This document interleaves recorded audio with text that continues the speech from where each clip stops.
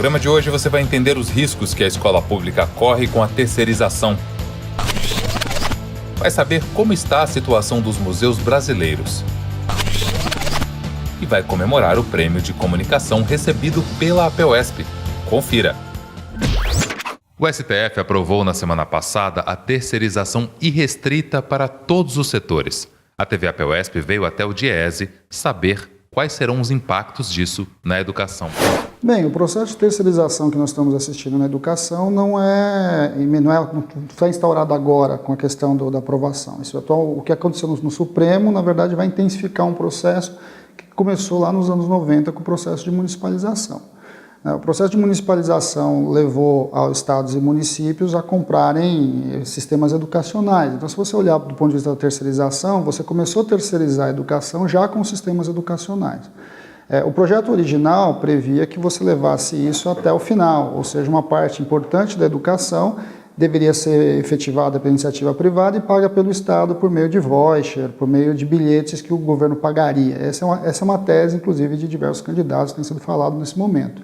Bem, nós estamos no meio desse processo, né? Ou seja, você já tem os sistemas educacionais operando em várias redes municipais, em algumas estaduais. Você tem agora um processo já de precarização, por exemplo, no estado de São Paulo, o trabalhador, o professor categoria O e o professor em especial, o professor substituto, né? Ele já vem trabalhando desse jeito, ou seja, o trabalho intermitente, por exemplo, tem sido falado muito aí na iniciativa privada, no caso dos professores é muito pior, né? Porque o trabalho intermitente aprovado na legislação, na reforma trabalhista, pede pelo menos 3 dias. O professor hoje é chamado para substituir um outro professor em horas. Então você já tem um processo de precarização na educação já há algum tempo, no estado de São Paulo isso é mais forte, e o processo de terceirização tende a ampliar essa questão. Nós não sabemos ainda de fato como é que isso vai entrar, né? Se a gente olhar para a educação infantil, principalmente nas creches, a terceirização já acontece. Boa parte das creches e principalmente o crescimento das vagas em creche vem acontecendo com creches privadas associadas e pagas pelo governo. É possível que a gente comece a enxergar coisas desse tipo para além do professor. Mas também é possível a entrada de processos mesmo, de empresas que comecem a prover professores para municípios e para alguns estados menores, etc. Então acho que nós estamos num momento de terceirização e de debate sobre a terceirização da educação que precisa ser feito. A questão colocada para nós há muito tempo, é a denúncia da terceirização dos sistemas educacionais. Na sua opinião, quem são os principais prejudicados e os beneficiados nesse processo?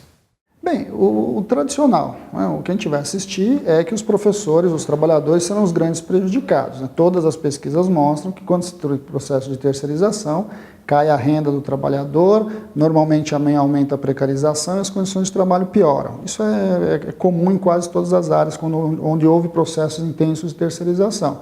Agora, no caso da educação, a gente avança para muito além da questão do trabalhador. Ele atinge o conjunto todo da sociedade, uma vez que nós estamos falando de uma área que organiza, que ajuda a constituir o tecido social brasileiro, né? De qualquer nação. Então, adentrar a educação dessa forma, sem um bom debate sobre isso, é um grande risco do ponto de vista do que nós esperamos do futuro do país. Agora, quem vai ganhar sobre isso já está claro, né? Quem vai ganhar são sistemas privados, nacionais e internacionais, quer dizer, o mundo educacional internacional está aberto para isso, está esperando esse processo acontecer para adentrar no Brasil e ganhar muito dinheiro. O que nós temos dito aqui é que no atual estágio do capitalismo, o que nós temos é que os direitos sociais, que historicamente foram constituídos enquanto direitos, se tornaram mercadorias.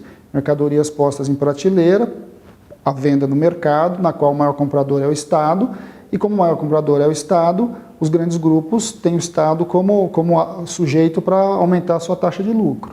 Isso não está sendo visto só aqui no Brasil, esse é um fenômeno mundial, na qual o Brasil está dentro dele, imerso nessa conjuntura confusa que nós estamos vivendo agora.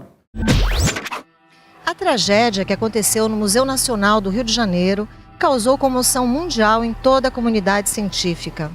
Viemos conversar com a professora Cristina Bruno, que é também do Conselho do IBRAM, Instituto Brasileiro de Museus. Sem dúvida foi uma comoção, está sendo ainda uma comoção mundial, especialmente aqui no Brasil. Era realmente o museu mais importante que nós tínhamos, o mais antigo, um lastro de pesquisa e de acervo realmente impressionante. em um certo sentido, eu acho que ele reflete a sociedade como um todo e muitos desmontes que nós estamos vivenciando. Agora, eu acho muito importante registrar que os diversos diretores nos últimos anos, os diversos profissionais lutaram arduamente para a recomposição e para reformas no museu. Temos ex-alunos que são professores lá e vice-versa, e nós acompanhamos, não é, tudo isso. Mas, infelizmente, eu acho que um certo sucateamento orçamentário das universidades, sobretudo as federais, atingiu de cheio, isso já, né, tem sido noticiado com dados assim, muito concretos, atingiu de cheio o Museu Nacional. Na semana passada, outra notícia trouxe mais preocupação para a comunidade científica e o setor de museus. Nós temos, né, paulatinamente, participado, acompanhado a implantação de uma política nacional de museus. Isso não só os museus que são federais, mas todos. Esse processo gerou a criação do Instituto Brasileiro de Museus, que vem atuando de uma forma plena, com muitas áreas mesmo de funcionamento, de discussão e de implementação de políticas em todas as áreas, segurança, educação, exposição, gestão museológica.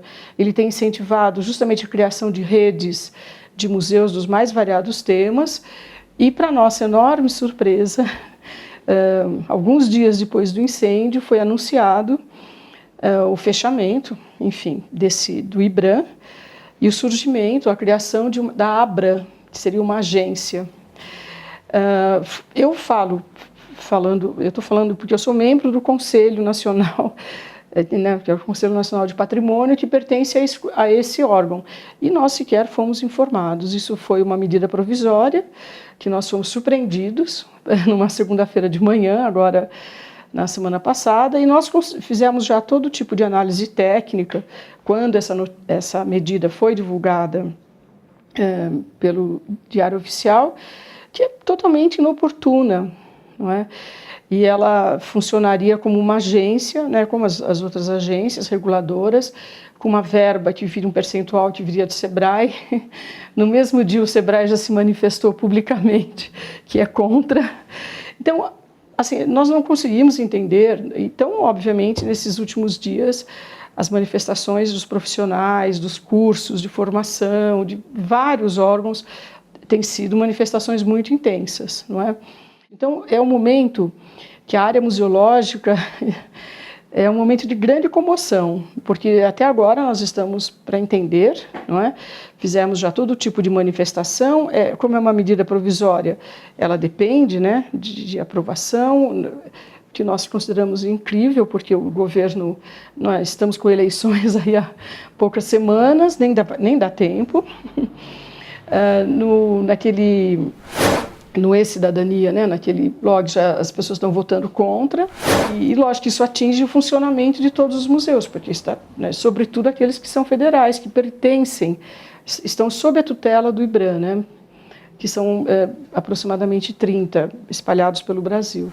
No próximo programa, você vai conhecer o projeto de divulgação científica desenvolvido especialmente para os professores do ensino médio pelo Museu de Arqueologia e Etnologia da USP. Não deixe de ver. A TV APUESP veio até o CIEE, Centro de Integração Empresa-Escola, nesse dia 10 de setembro, na segunda-feira, acompanhar a premiação Empresas que Melhor se Comunicam com os Jornalistas. A APUESP recebeu o prêmio na categoria Entidades de Classe.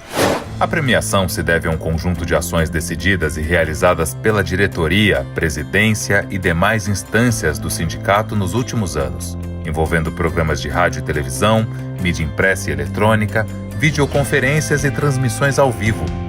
Outro destaque foram as pesquisas patrocinadas pelo sindicato, sempre divulgadas em coletivas de imprensa, que fornecem preciosos subsídios para os jornalistas da área. Parabéns à APUESP por mais esse prêmio. O Educação na TV fica por aqui, lembrando que esse programa também pode ser assistido pelo endereço eletrônico da APUESP. Até a próxima.